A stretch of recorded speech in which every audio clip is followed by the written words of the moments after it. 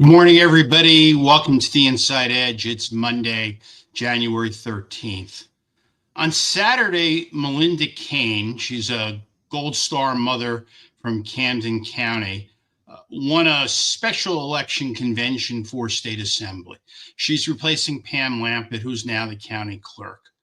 And there are two more special election conventions to coming over the next couple of weeks. This week, it's a race for the 35th District Senate seat to replace Congresswoman Nellie Poe.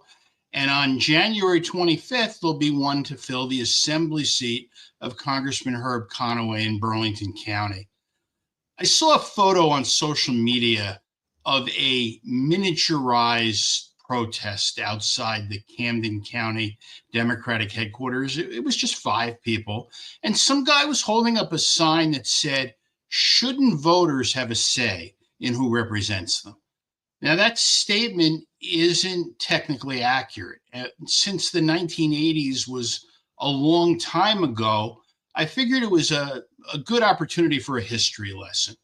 New Jersey used to hold freestanding special elections to fill Senate and Assembly vacancies.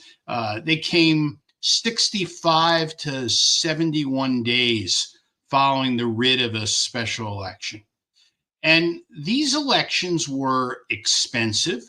They attracted heartbreakingly low turnout, sometimes single digits, and rarely did a political party flip a seat. In the 1980s, there were 19 of these freestanding legislative elections. They came at odd times and in all seasons. One was 2 days after Christmas. Some were in July and August. There was one that was held 1 week, 7 days after the general election. And by the way, there were no special primaries. The nominees in these special elections were chosen by the county committee. So instead, there was a movement to change the system and allow the county committee of the party who last won the seat to fill the vacancy until the next scheduled election. This was done in the form of a constitutional amendment. It was on the ballot in 1988. It was a presidential year, so over 2.1 million voters got to decide if they wanted special elections or if they were okay with political parties electing the replacement. 70% of the voters approved the constitutional amendment. It passed by a margin of over 850,000. It was approved by voters in all 21 counties.